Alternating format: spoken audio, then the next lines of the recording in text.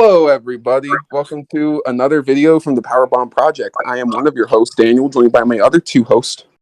It's Berman. Chris. Today, we are reviewing New Japan Pro Wrestling, Wrestle Kingdom 17. This is our first full-fledged New Japan Pro Wrestling review. And overall, I would like to hop into some general thoughts before we dive into each of these matches. So, Berman and Chris, what did you two think of Wrestle Kingdom 17 as a whole? To me, I loved it. There was a lot of great matches, a lot of great moments that caught you off guard. And I do love one thing that people were allowed to cheer. That kind of made it a nice thing that people were allowed to cheer, not clap only, but say scream, say someone's name. So I'm happy with that. I think there was great things, but there was a lot of outcomes that I just didn't like about it. That's the only thing I would say. And as for me, I thought the show was pretty decent. It was probably like my first exposure to watching a Wrestle Kingdom pay-per-view match from start to finish. But overall, it was pretty decent. There weren't that many bad matches. I mean, there was just maybe one, but it was just bad for the funniest reasons. But we did get one of the classic, and dare I say, a match of the year candidates already. But we'll get there. And we know what it is. Yeah. We all know what it is. Absolutely. And now I basically have seen a good few Wrestle Kingdoms. I haven't seen all 17, but I've seen a good portion of them. And what I can say is Wrestle Kingdom usually brings on a great show. One of my favorite Wrestle Kingdoms to this day is Wrestle Kingdom 12 with Omega versus Jericho and Okada versus Naito as the two headline matches. And both of them really were fantastic, especially Omega Jericho that year. But now we move on to Wrestle Kingdom 17. I feel like when we look back at 2019, something that really hurt New Japan Pro Wrestling was the creation of AEW. You know, like seeing wrestlers like Kenny Omega, the Young Bucks, Cody, a lot of big names in Japan or who are wrestling in Japan just kind of leave and, bet on themselves in their own company. It really kind of fucked Japan over in some ways. But I feel like now we're finally near that point where they have recovered with the roster and stuff. I feel like we're getting close to that point. And yeah, from a wrestling standpoint, this is a good show. And this still was 4.5 hours long. It was a bit much. But overall, it was a fun time. So now let's dive into the show. Match number 1. The IWGP Junior Heavyweight Tag Team Championship match. Catch 2 for 2 versus LiYoh. And yeah, what I'll say is I thought it was decent. Nothing too special. The first few minutes of it were just kind of but the match thankfully picked up speed. Catch 2 for 2 retained the belts. And yeah, I don't really have much to say here. It was what it was, A nice, fine little way to kick off the show. Nothing too crazy, but nothing too offensive or bad either. Overall, I'm going to give it a 6.5 out of 10. Yeah, this match was fun to me. I kind of really wanted LiYoh Rush and Yo to win because I think they had a lot more going and writing towards them. But I still love the match. I think the ramp showing where they did a weird face buster on the ramp was really brutal. You can see the LiYoh Rush got a broken nose from that. I think it was fun. I loved it. To me, it was just I didn't like the decision, but I still liked it. It was fun. I definitely would give it a 6.5. Yeah. I'll just say it was decent for what it is, but I think it's really funny because Dan, you remember that guy looked like Ian and Anthony from Smosh? Yeah, old Smosh. He just randomly popped him in New Japan, like, dude, it's the boys. But TJP kind of has an Anthony 2005 look going on. That too, dude. And then LiYoh Rush is kind of like, oh yeah, that's right. You still wrestle. Cool, I don't care. But it was a decent match. Nothing crazy. It was average. It's getting a 5. Okay, now we move on to match number 2, the IWGP Women's Championship match, Kairi versus Tam Nakano. I might have pronounced that wrong or butchered the hell out of it. I apologize if I did. Well, what is it, Berman? No, it is. It's Tam Nakano. Okay, Tam Nakano. Cool.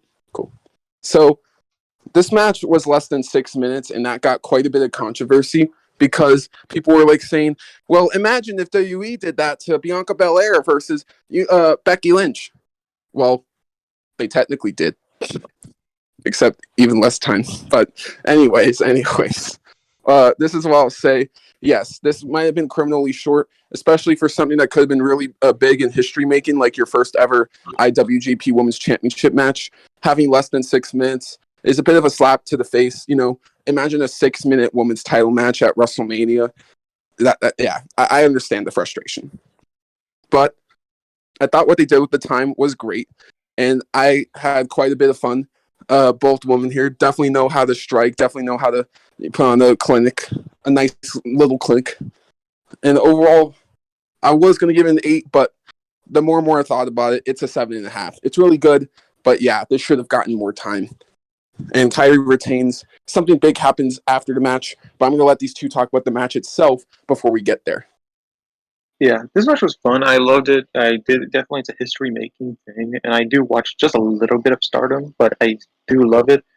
And I think a reason why it was a little too short it was because Kairi Sane is a part timer, meaning that she was like a Brock Lesnar or a John Cena, where she doesn't because she just doesn't do a lot. She's just very short. Kind of. Oh wait, actually no. Roman Reigns is a good example. It's kind of short matches for her because she's a part timer. So I kind of get why it was short. But I think they did a great job in the short amount of time. They showed how Kyrie did, how Tam did great too. That power driver, suplex power driver was just brutal. I did love it. It was pretty interesting. I think it was a little awkward at the end, at the ending to me, but I think it was fun. I think they did a good job, and definitely history making for women to be in there finally. So I'm happy with it. I think it was definitely a 7 for me. I think the problem though, before you go off, Chris, is that You're good. Kairi just had like a half-hour long match in the tournament finals back in November, and that was fantastic for what it's worth. So I don't know. I just don't know. I feel like these two women deserve more time. I think it's true too, but I just feel like with her being a part timer, she just maybe doesn't put a lot more effort into winning or defending titles than taking a title. But yeah, it was short and sweet, like you guys said. Like, I mean, this is probably like the second time like women main event Wrestle Kingdom, right?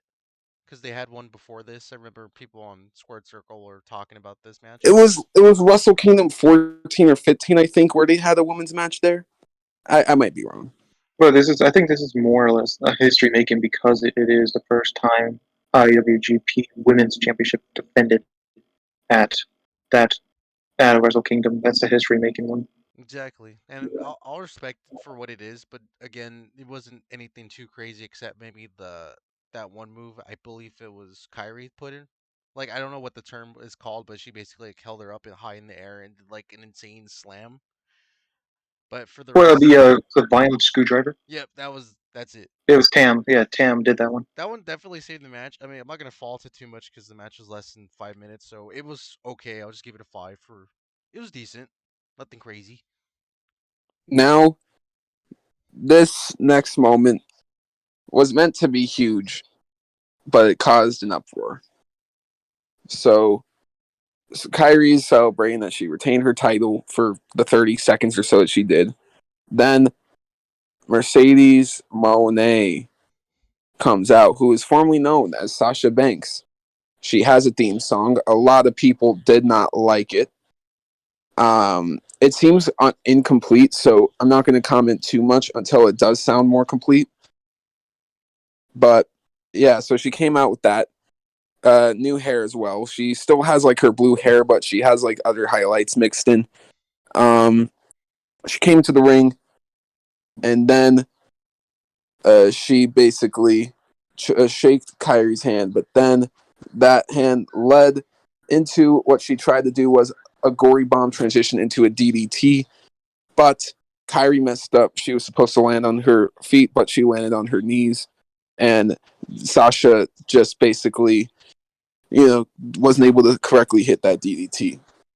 It was a botch, unfortunately, and yeah, it does seem like maybe there is some ring rust going on. I don't know, but I don't entirely blame that on Mercedes. I blame that just overall on just, I guess, the timing on both of them. I don't know.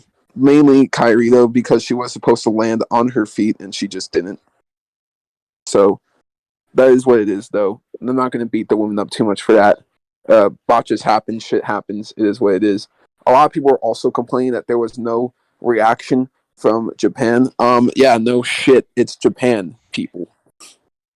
Anyways, um, it's just, yeah, she ended up planning a challenge, or she actually did do a challenge, and it was against Kairi. She's challenging her for her IWGP Women's Championship and is going to be at the next New Japan Pro Wrestling pay-per-view, Battle at the Valley. It's going to be on the same weekend as Elimination Chamber, and Battle at the Valley is going to be in San Jose, California. So, yeah, I think American soil will definitely appreciate Banks versus Kairi a lot more than, the Tokyo Dome would. So, yeah, I think this is a great decision. And yeah, sorry to Kairi, you're losing that belt next month. That's all I have to say. I am happy to see Mercedes bet on herself, probably debut in AEW next week. I think that's a great thing. And yeah, overall, the moment might have not been that great, but just think about the long-term picture, and this is a great thing. Yeah, to me, I love this. It was pretty fun to see her come out, but yeah, the song was kind of a little bit lame, very lame, but it's not that bad. Same time, I think the introduction of her was fun. The crowd was fairly dead, but it's Japan. What do you expect for that? They only get excited when it's Japanese people, like Okada. So I'm not going That crowd to. literally only made noise for the last two matches. Are you saying New Yeah, Japan's so racist? Baby. maybe it's possible, but even if I think I like the say Martinez Monet. I like the thing of being her last name being Monet because that means money. So it's kind of funny. I kind of like that. She uses it as a catchphrase. So you can bank on Monet. So bank on money. So I like. To me, I like it. Can't wait to see her champion and debut at the AEW. And I feel like maybe she's gonna debut with Saray in the Yep, tag match. next week. It makes sense right there. So that'd be cool. I can't wait to see that. We can't wait to see that. So that's all I have to say to this one. Buzzing. Anything you have to say on that, Chris? She got spaghetti burned hair. Oof. That's my Moving on. that's my contribution. I see. Moving on to match number 3, the IWGP Heavyweight Tag Team Championships. FTR versus Goto and Yoshi-Hashi. So me and Chris are kind of dumb, and I'm going to explain why. Chris, you know how we were questioning how he didn't come up with the AAA titles?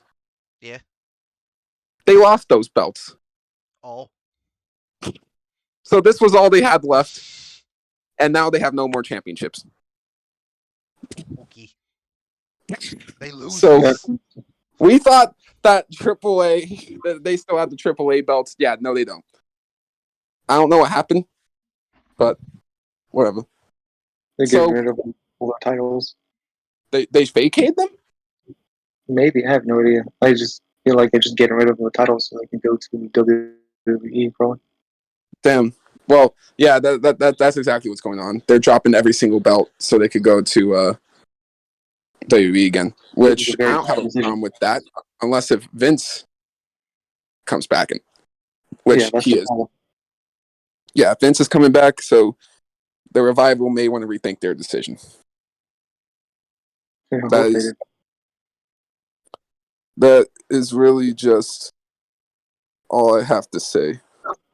Oh yeah, no, yeah. So yeah, FTR lost the belts to another tag team, Los Hermanos Lee. I see. Yeah. So yeah, the match itself between these two teams, Yoshi-Hashi and Goto, beating FTR, it was decent. It was fun. I can't really complain too much. It did get kind of stale a few times here and there, but that's whatever. I'll give it a 6.5. FTR, goodbye, I guess. Prepare to be in stupid shower segments again on WWE programming. Yeah, it kind of sucks that happened, but I think Bishamon, that's the tag team name for them. Bishamon got the win. I think it was really fun to see them. It was a good match. I did like it. I like the entrance. The entrances were good. It sucks that EFTRs, and they technically had a funeral on AEW Dynamite yesterday on Wednesday for the FTR, so it's kind of funny they did that. So it was pretty good. I think the match was not bad, so it stays 7 for me. They are definitely on their way out. It's sad. And honestly, I wouldn't be disappointed about FTR going to WWE if Triple H was still in charge. But by the way things are looking, Triple H will be out of here before WrestleMania comes around. The Cody. Yeah, that's sad about it. But yeah, it's a 6, bro. I mean, if anything, it was kind of cool seeing FTR trying to. They were trying to give energy to the match, but it just wasn't happening with the crowd, and I don't really blame them. There was really awkward moments of like FTR just blowing kisses into the crowd and into their opponents. And I'm like, guys, I think there's a language barrier here. Nobody knows what the fuck you're saying. Like it was real bad. But the match, it was decent. It wasn't anything crazy. Again, I'll just give it a 6. All right. Now we move on to match number 4. New Japan Pro Wrestling World TV Championship match to determine the first ever and inaugural TV champ. Zack Sabre Jr. versus Ren Narita, the finalists in this tournament. I gotta say, man, this match had some brutal kicks, some great action from start to finish. Ren, this was his first Wrestle Kingdom, and yeah, he definitely succeeded in this role here. And Zack Sabre Jr., I could praise Zack Sabre Jr., but this is literally another normal day for this guy. Like, he just has matches like this on the norm. So he's one of the best best British technical pro wrestlers out there. I absolutely believe that. And while I want to be happy about Zack Sabre Jr. winning this TV championship, I am not. Because I feel like Zack Sabre Jr. should be fighting for the heavyweight championship. You know, he has had multiple opportunities to win the belt, but I feel like eventually he should win the belt. And sure, you can make the argument that he's not on Okada's level and Will Ospreay's level, but if you actually take your time to do the research, he is great as well. Don't discount Zack Sabre Jr., and he is worthy of becoming the world champion. I feel like Ren would have really benefited. It would have really benefited him if he beat Zack Sabre Jr. here, and you give the younger upcoming talent the belt, and then you can have Zack again try to go for the world title later this year. But I guess that's not going to happen. Overall, though, it was an amazing match, so I'm not going to try to complain too much. It was just a disappointing outcome for me. It really was. I feel like Ren deserved this title due to how well he's done through this tournament. And I'm not saying Zack didn't do well through this tournament either. He absolutely did. But again, I just feel like he can be doing better things than just holding on to a belt that has 15-minute time limit matches. That's just me. Overall, 9 out of 10, though. Amazing match. Nothing else to really say. Yeah, the match was fun. I did love it. They did a good job on it. But the thing that I do feel like Ren should have won that completely. And I can't wait to see something because Ren on the New Year's Dash thing, Ren seemed like he's going to team up with Suzuki and El Desperado, and that's very curious for me because I'm curious how they're going to do this. If he's just going to be going, if Suzuki's going to mentor Ren, I would be kind of curious for me. But I think the match was great. I love how the technician, the Pele kicks, brutal kicks in general. So I think they did a great job. I'm gonna give it an 8.5 for me. And I'm with you, Berman, too. I'll give it an 8.5 as well. I know with Zack Sabre Jr., he just doesn't miss, and with the new upcomer Ren Narita, he's always going to be a banger. These two absolutely collided, and there was many instances where it seemed like Ren Narita was basically going to tap out the Zack Sabre Jr. submissions time and time, but he managed to kick out of it. But I guess it was way too many of them, and at the end of the day, I understand they made Zack Sabre Jr. the winner just to be more safe because he's like more well known than Ren Narita. But like, come on, dude, like you got to push some new guys at least once in a while. Like he's goaded too. Don't be afraid, New Japan.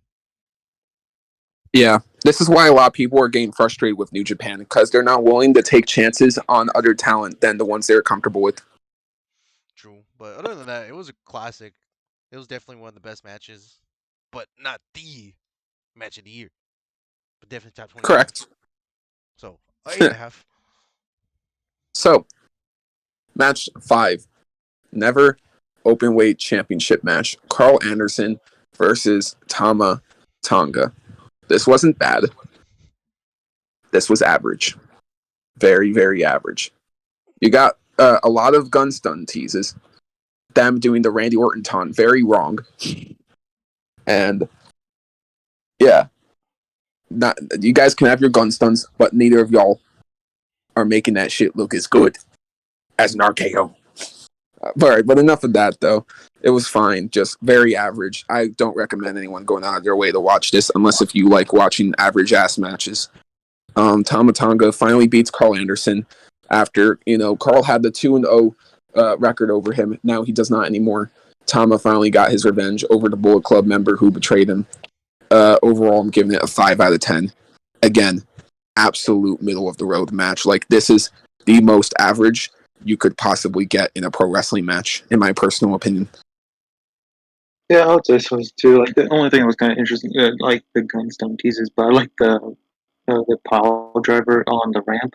That was interesting. There were a lot of people using that during the match. I think it was good. It was very average, but I still liked it. I'm happy that Tom Tonga finally won it. So definitely a 5 for me. I think I can't wait to see more from Tom Tonga. And I think that's Tom Tonga does that. It's just I don't. He's probably not trying to do the RKO thing, but that's how he does like to do it. He did it a long time ago. He likes doing it. He does it better than now time. So I'll just give it to him. So definitely 5 still.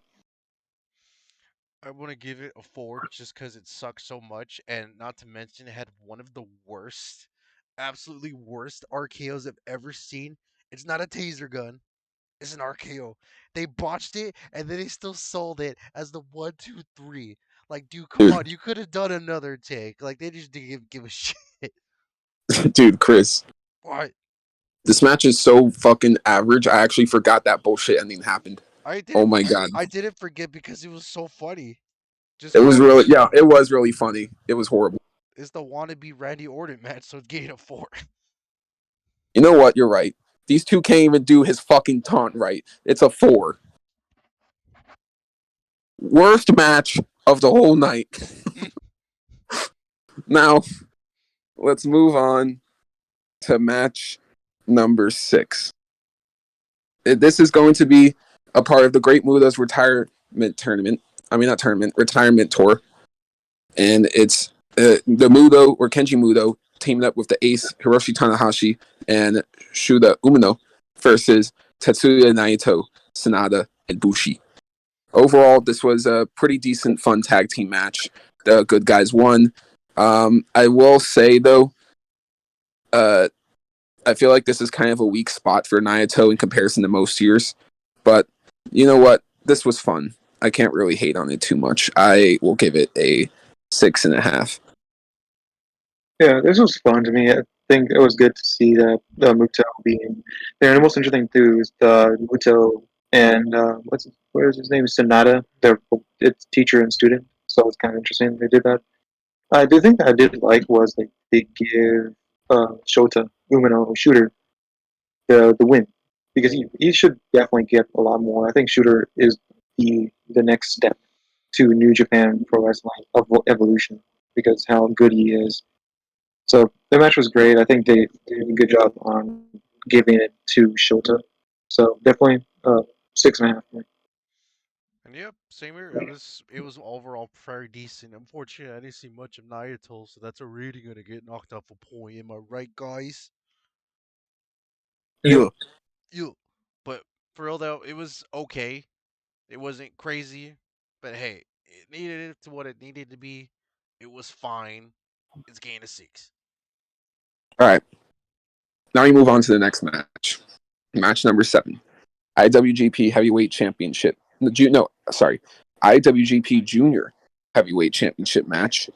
The champion Ishimori is defending against El Desperado, Hiromu Takahashi, and Master Wato. Now, I'm going to be perfectly honest here. I love some Fatal 4-Way matches.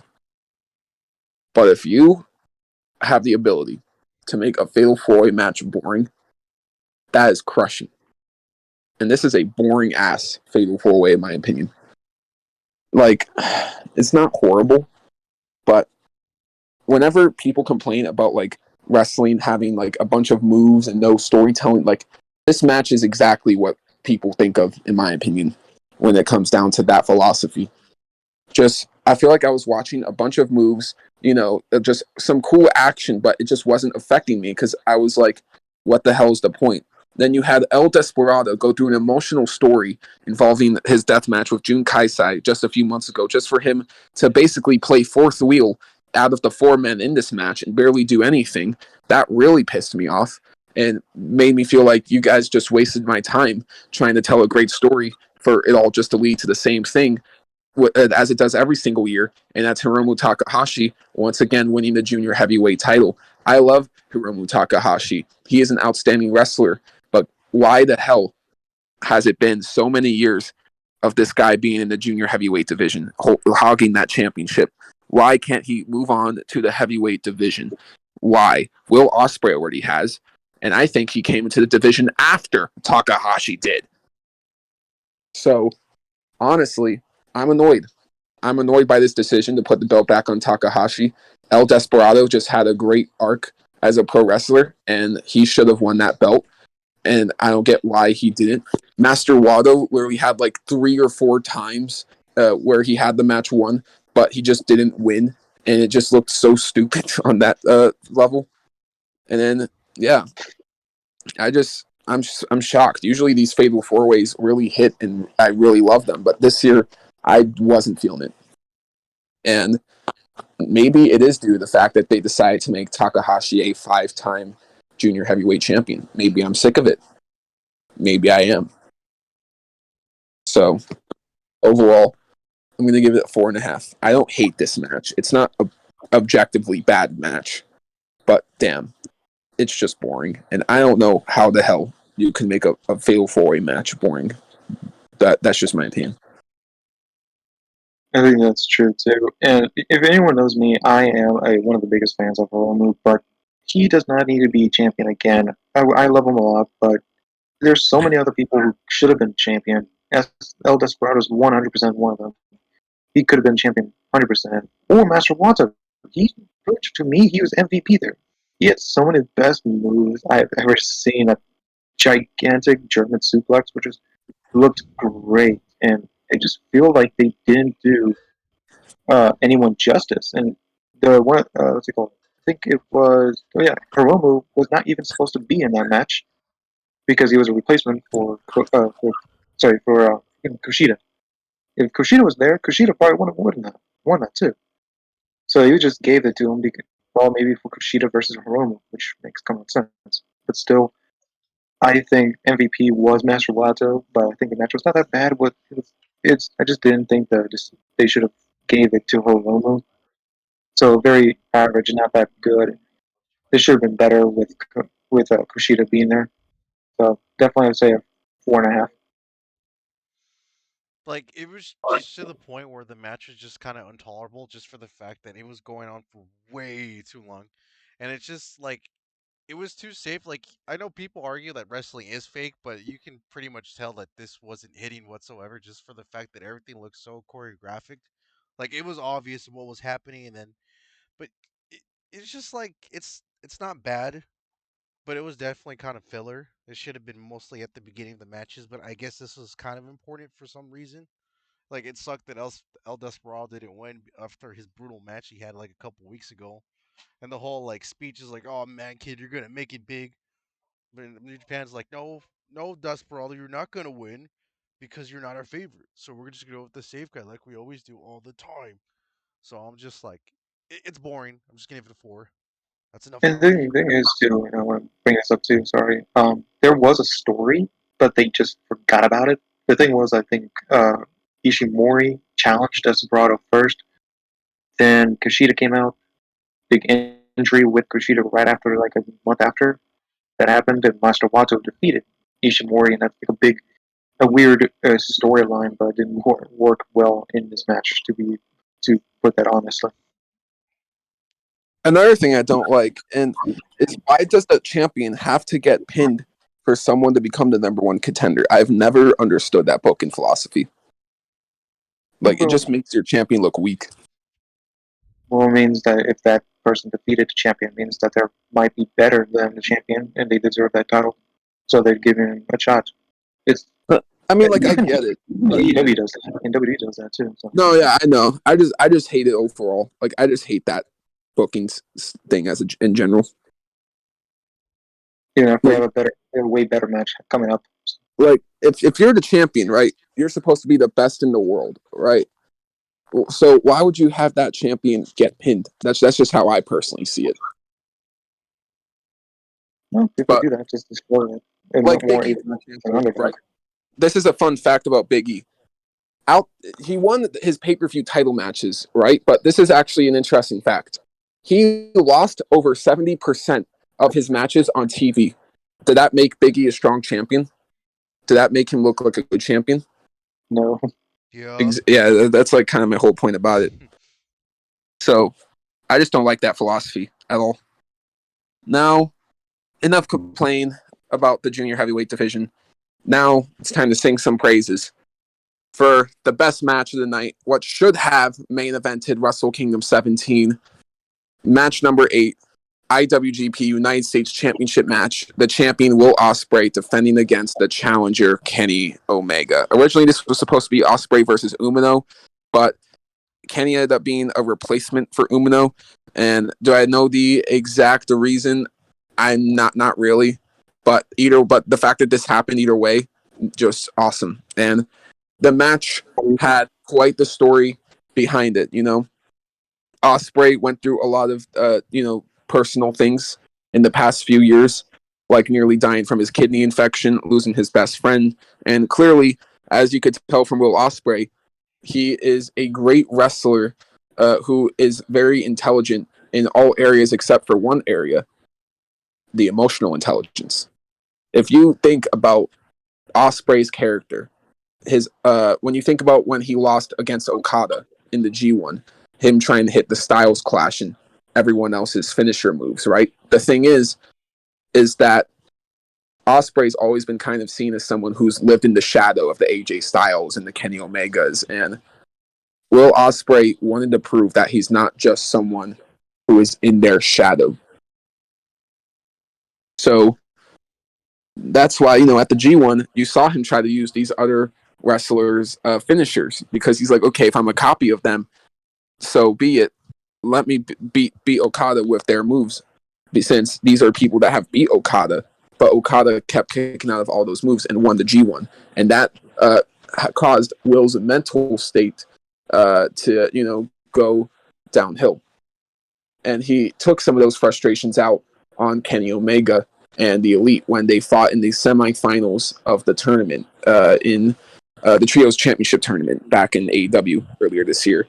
The Elite won, but after the match, Will Ospreay and the United Empire assaulted the Elite and tried to injure Nick Jackson, if I remember. So he tried to take out Kenny's friend, basically trying to project the pain of losing his best friend onto Kenny. And that's when this story has become personal, and Kenny was like, you know what? Let me invade your company and take your title. Since you went ahead and tried to make this personal, I'm going to get revenge. So that's exactly the story of this match. And Kenny Omega, he always does some crazy entrance for Wrestle Kingdom. This year was absolutely nothing different. Kenny Omega came on as Seth Roth from Final Fantasy with the villain's theme, One Winged Angel. And he literally, I can't believe they even got the rights to use all of that, but they've gotten the rights to use some crazy ass shit before in general. So it doesn't surprise me too much. Then we also got a fucking perfect entrance from Will Ospreay. It started by showing basically some of the, a little montage of Will and Kenny's past, like their beef and everything.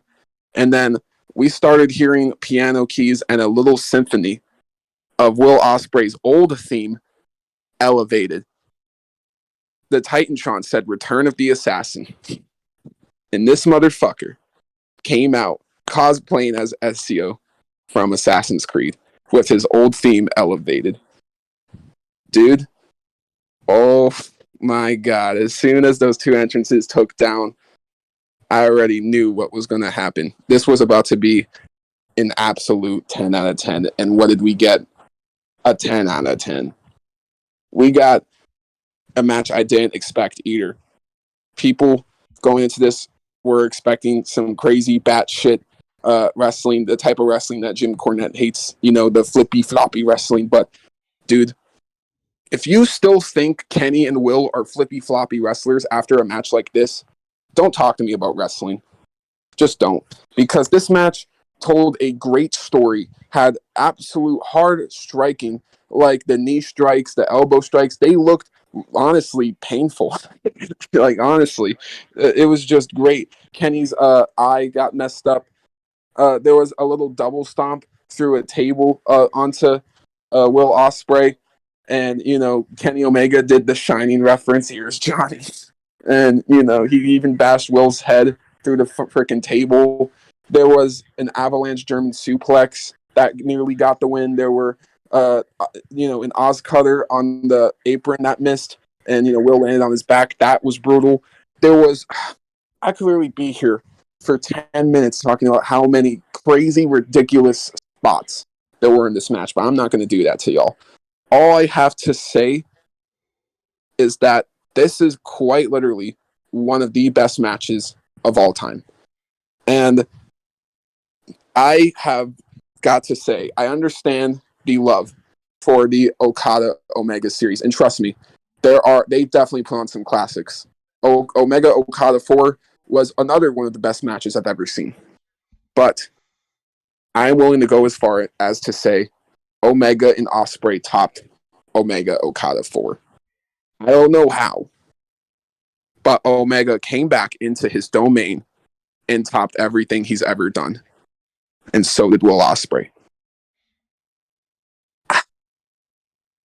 Honestly, the argument of either one of these guys being, one of the best of all time might have sounded a bit silly. But after this match, that argument isn't silly anymore. Both of these guys have earned their spots in the history of pro wrestling.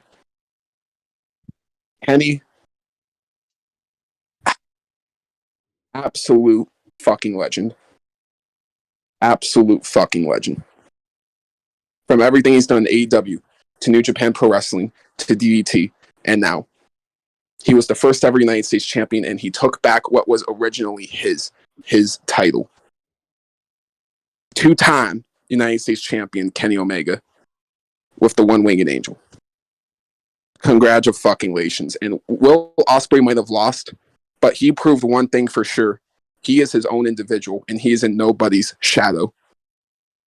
Overall, I'm giving this match, I already said it, an absolute 10 out of 10. I would pull a Dave Meltzer and go 11 out of 10, but no, I'm not breaking my scale. 10 out of 10 is the highest it goes. I am not grading higher than that. I am sorry, folks. Yeah, I can't say anything about this. It was just the amazing imperfection of a match. The Don Callis on the mic was funny as hell. On the commentary was great. It was just so amazing to these two to fight. The theme song was way amazing. I was happy to see the Sephiroth come out and then the Ezio. I was expecting when you said Assassin, I'm like, all right, Assassin's Creed coming out. Like, I love that song. It's so great.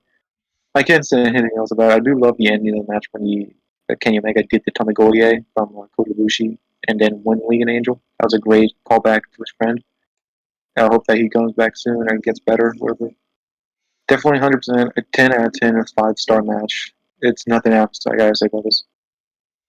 Yeah, same here, dude. Absolute perfection. There wasn't a dull moments. It was just outstanding action from start to finish. Just Kenny Omega just absolutely obliterating Will Ospreay's face through the table after getting kicked straight in the eye. And it's going to be insane. And then just for the fact that he won the title I know it's a bit controversial, but I'm sure Will Ospreay will get the title back soon enough when they do a rematch. Supposedly, because you did mention before the podcast, right, Daniel, that Will Ospreay had a post interview saying if he didn't Yeah, win it, he leave in New Japan. basically, he's been kind of taking. You know how he lost twice in a row to Okada last year in the main event of Wrestle Kingdom, and he lost in the finals of the G1 Climax, and now he lost here against Kenny Omega. So in a post interview, he said that he has the dream of winning the G1, main eventing Wrestle Kingdom, and winning the world title. And if he fails to do so, he is going elsewhere. And that elsewhere could be AEW. It's gonna be AW. So, It's what else you got to say, man? it's better than the Shawn Michaels and Bret Hart match.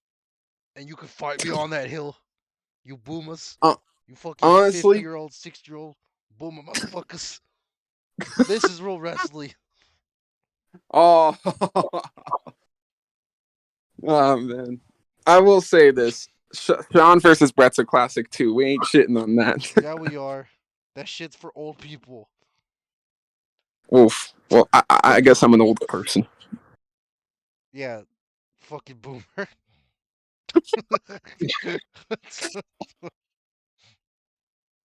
Well, shit, man. I guess we'd move on to the main event. Now, Jay White versus Okada, IWGP Heavyweight Championship match.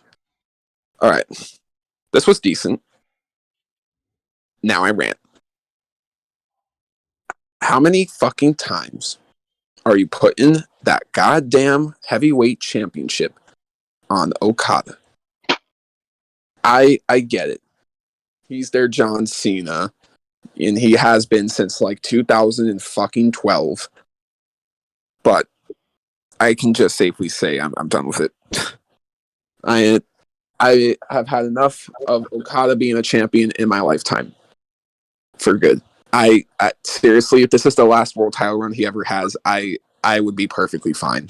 I will not lose sleep over it. Like Okada didn't need this. He didn't need this, and I get it. I get it. It's supposed to, the stories in honor of Antonio Inoki. Okada was close to him, and they wanted someone close to Inoki to win the title, to have a wholesome win moment, I guess. But to tell you the truth, Okada just shouldn't have won the G1. And we've seen White and Okada 5 times before this encounter. And this is the second time Jay White has lost the title to Okada.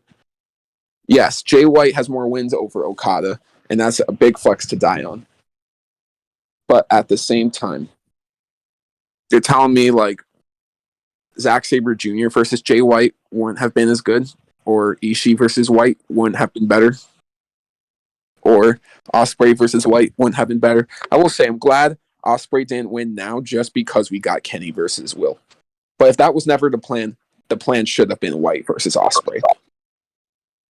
But this is what I'll say. I think Okada is a great wrestler. He is a legend, and he, has the right to be as respected as he is. But at the same time, just seeing him win over and over and over again can get very repetitive.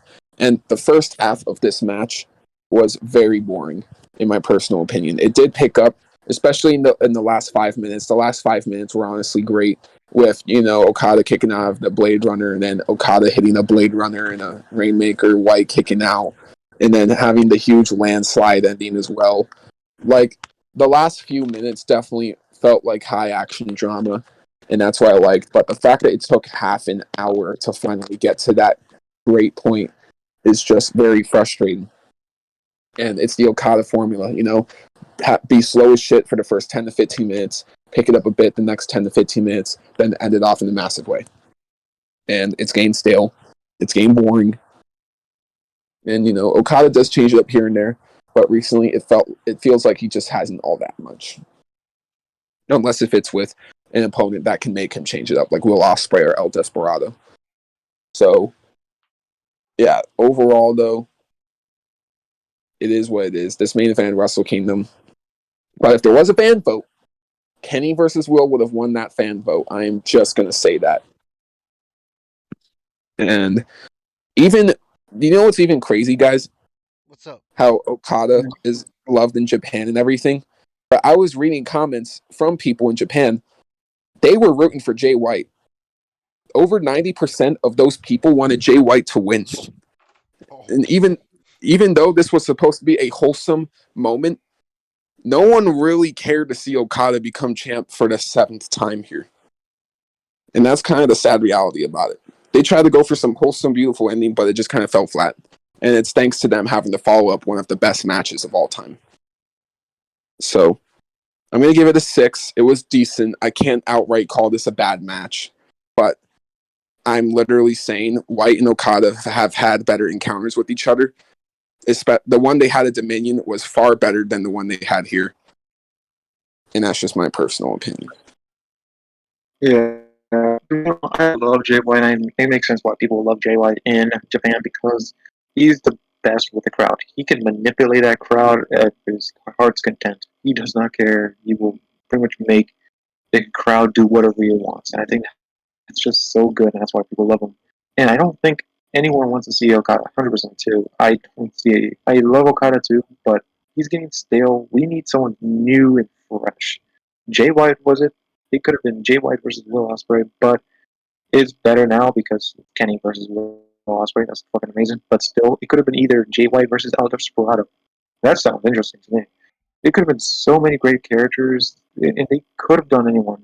Shooter versus Jay White. That could have been fun too, but they didn't, and I think that they spoiled it, and I think they didn't do good. But they did good. They did a great match. It was fun. I love the match. It was good how the Jay White and Okada did that, but it was not the best. Dominion 100% was a lot better. So I'm gonna give this the same 6 because of the match, and I wish Jay White should have won this match.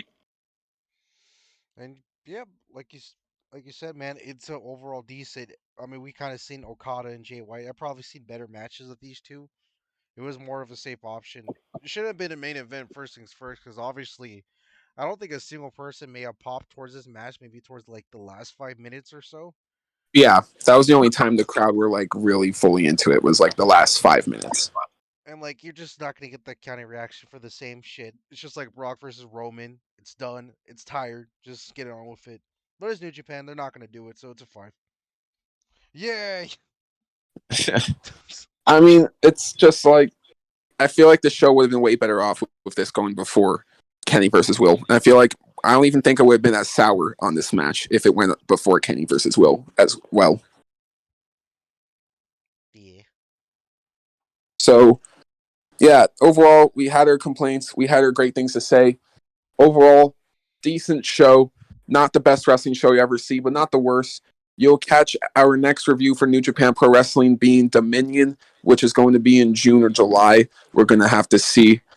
But we will keep up with some New Japan stuff during the meantime. We won't really be talking about it unless if something huge happens. If Mercedes wins the title, we'll probably make a video on that. Or, if Okada loses the belt to someone, we'll probably make a video on that. But, yeah, outside those things, we're probably not going to be talking about too much New Japan these next few months. But, yeah, if you do want to hear us talk more, please be subscribed. We will in the future. Don't worry. That content will be coming. Overall, though, I'm going to give the show a 6.5. I think the in-ring quality of the overall show was solid, but I feel like some of the outcomes just hurt my enjoyment of the overall product. And having it just be 4.5 hours, and especially having the second to last match be such an all-timer, and making fans after over 3.5 hours watch yet another match is just a lot to expect on fans, which is again exactly why Kenny versus Will should have main evented the show. The show felt complete and done once that match was over. And two of my friends actually left when the main event was going on. They were bored and they were like, yeah, okay, I feel like we've seen the whole show. And I couldn't blame them. Yeah, it's the same thing. I gotta give it. I probably give this a 7 just because I did love the matches more than often. There was a lot of great matches, but it was just bad decisions on everything. But I think the match, I think still was fun. So I still give it. I give it a 7. So I'll just give it a 6. Outside of maybe 3 outstanding matches, the rest was kind of just average. So it wasn't bad. It wasn't terrible. It was all right. A 6. Yeah. All right. So, thank you all so much for watching. We'll be reviewing more New Japan content in the future. I've been Daniel. Ben Berman. Chris. And we'll see you all in the next one. Take it easy.